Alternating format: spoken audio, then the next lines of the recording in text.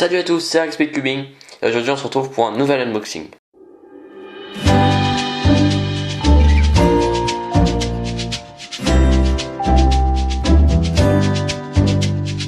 Alors cet unboxing c'est la première fois que je commande sur lightech.com, donc un site où les cubes sont vraiment beaucoup moins chers.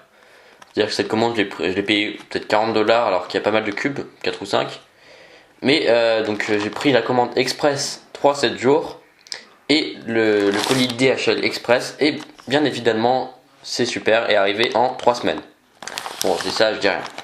Enfin bref, c'est pas trop grave, même si je voulais recevoir avant musée suisse du jeu, bon tant pis. Donc voilà, maintenant que je vous ai tout dit, on va ouvrir le paquet.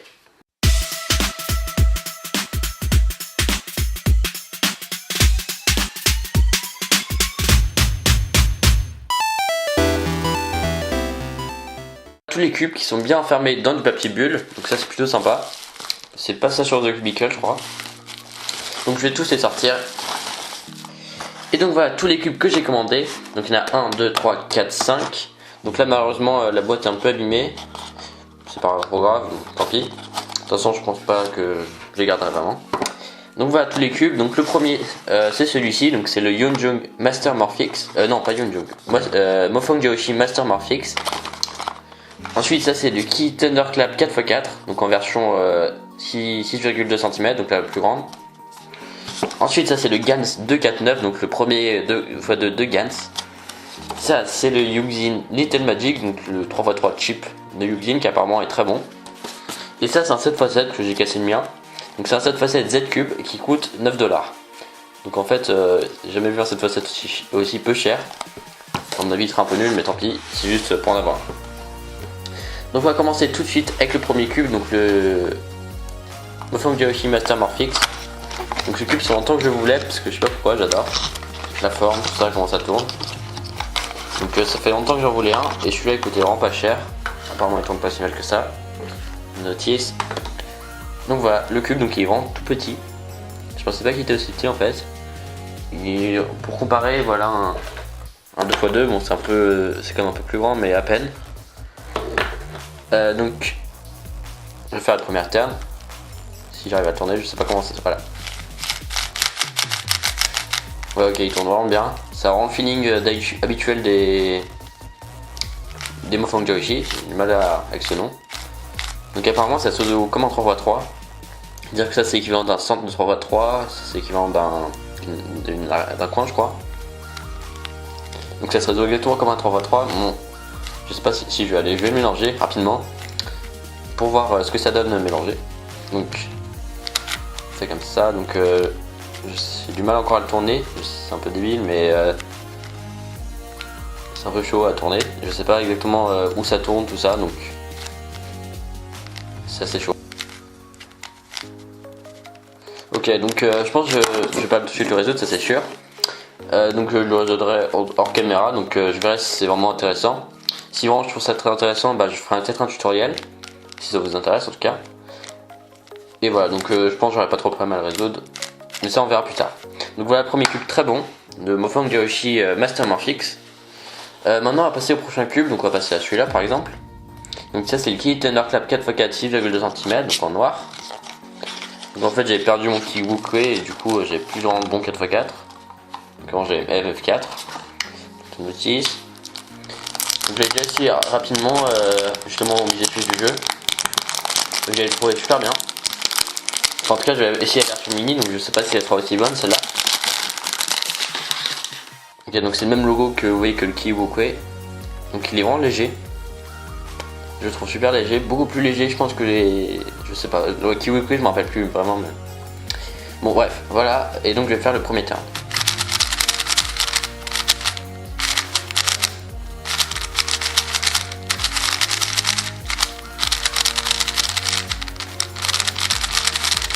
Voilà, il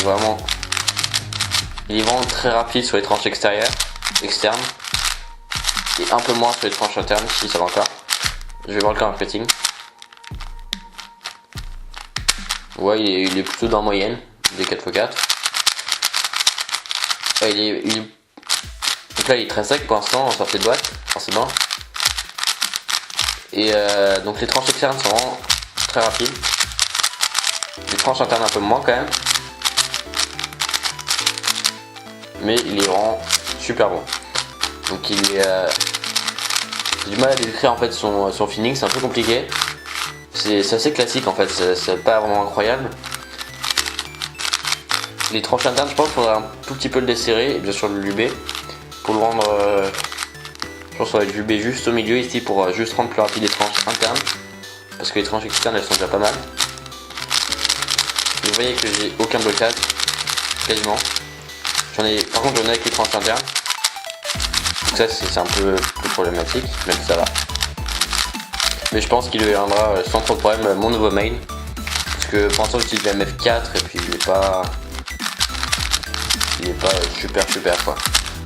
Lui je pense qu'il est quand même meilleur. Bon, je ferai quelques résolutions aussi dessus pour pouvoir le roder, le lubrifier aussi et éventuellement desserrer un petit peu. Mais ouais, il est vraiment bien. Donc voilà, c'est un très bon cube. Ensuite, on va pas tout de suite passer au 249. Je pense qu'on va passer au 7x7. Donc s'il tourne, je suis déjà content, vu le prix qu'il coûte. 9 $, je disais. Hein. Donc la boîte est un peu moche, tout ça. Donc, tant pis. Donc il était que disponible en rose. Donc tant pis, même si j'aime un peu moins au niveau du repérage. Donc voilà, il est un très... elles sont assez carrées les pièces quand même par contre. Plus que sur les autres 7x7, j'ai l'impression. On va faire le premier terme. Ah ok, je m'attendais pas du tout à ça.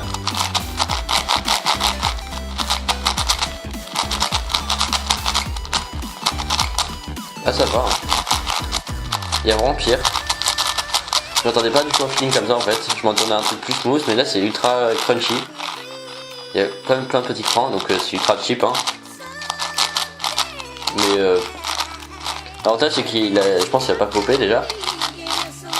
Puis il tourne pas si... Oula, il prend des tranches ici, c'est vraiment ultra crunchy. Il y a énormément de crans, je sais pas si vous voyez bien ici.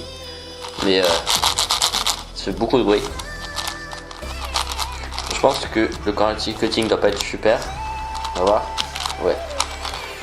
Si, ça va. Non, en fait, l'avantage c'est qu'il va pas du tout popper, ça c'est sûr. Je pense pas qu'il va faire... mais quand j'essaie de forcer un peu avec le corner cutting, ça faisait pas grand chose.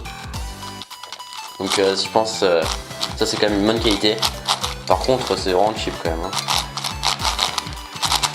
Mais ça va, il tourne plutôt bien, on va dire. Pour le prix, je trouve ça bien. Pour le prix, c'est vraiment super bien en fait. Je pense que je pourrais faire des aussi bons temps qu'avec mon ancien qui vous 8, du coup j'ai une pièce cassée. Donc voilà, cette pochette pas si mauvais que ça, hein, ça va. Vous pouvez l'acheter si vous débutez, c'est vraiment très bien d'acheter. Parce que ça sert à rien de payer ensuite 30 $. Pour ça. Et maintenant on va passer au Yu-Gi Little Magic. Donc apparemment qui est super bien. Donc c'est un chip qui coûte quasiment rien. Donc la boîte est un peu voilà cheap. La notice voilà. Alors là ce qui me choque direct, c'est le vert il est ultra foncé. J'ai vu direct ça. En fait toutes les couleurs sont vraiment foncées. Donc je suis vraiment pas habitué au color scheme de Yu-Gi. Sûrement pour ça. Ça me choque. Je pense qu'il est très stable parce que voilà. Il tourne pas tout seul quoi. Donc voilà, on va faire le premier terme. Oh.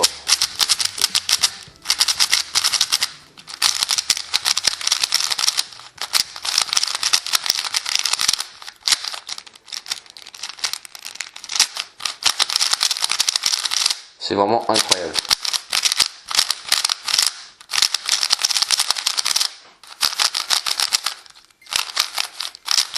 J'ai fait une petite résolution. Mais là, de ce que je vois, enfin ce que je sens,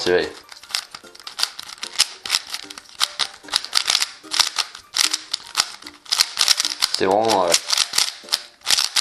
très rapide. Parce que en même temps, je sens qu'il est un peu serré, mais elles sont il est quand même très rapide. Mais il tombe vraiment exceptionnellement bien. Il me fait penser un peu à Moyu Wei Long GTS. Mais avec un meilleur corner cutting et 10 fois moins cher. Enfin, quand même pas 10 fois moins cher, mais peut-être 3 fois moins cher quoi. Donc c'est un Moyu Wei Long GTS en mieux. Pas un GTS 2, hein, c'est un peu différent. Un GTS en mieux, mais moins cher. J'ai l'impression que c'est un peu... ça aurait pu être le GTS 2 en fait. on n'a pas du tout l'impression qu'il est cheap, ça c'est sûr. Moi si je savais pas qu'il coûtait aussi peu cher, j'aurais dit qu'il coûte au moins 15 $ quoi. Enfin 15 € quoi. Mais il est vraiment incroyable. Puis j'aime bien le color change, ça fait que les couleurs sombres, ça me dérange pas trop et je trouve ça plus joli. Waouh, vraiment j'adore. C'est pour l'instant c'est le meilleur cube que j'ai essayé là dans tous les cubes que j'ai unboxé. Donc vraiment achetez tout de suite le cube, même si vous êtes déjà avancé tout ça juste pour l'avoir et pour l'essayer. Moi j'adore. C'est vraiment le coup de cœur. Mais maintenant le dernier cube donc qui apparemment est nul, c'est le GAN 249, donc le premier 2x2 de GANs. Donc la boîte un peu originale. Voilà. Donc le truc noir. Bon, il est que disponible en stickerless et en 49 mm, donc ça c'est un peu petit. C'est bizarre. Alors attendez. Voilà, on va ouvrir comme ça. On déplie tout. Donc là il y a le tensioning, enfin un truc pour serrer et desserrer. Ici il y a une notice qui sert à rien. Voilà. Et ici surtout il y a le cube, donc ça je vais mettre de côté. Voilà. Donc est-ce que j'ai besoin de ciseaux pour ouvrir? Oui. Donc il a l'air plutôt petit hein, comme je vous disais, en voyant comme ça. Même si c'est que 1 mm, ça change. Voilà. Donc l'intérieur est en noir, je vois. Voilà. Et il a en fait la texture, j'ai déjà cru entendre ça. La texture en fait elle est un peu comme des tiles, comme si vous avez le Rubik's Speed Cube, pour le championnat du monde ou pas forcément. Et bah la texture est pareille en fait dessus. Je suis pas fan, mais bon. Bon, les couleurs c'est Gans normal et il est trop petit je trouve. Mais bon, on va essayer. C'est parti pour le premier terrain.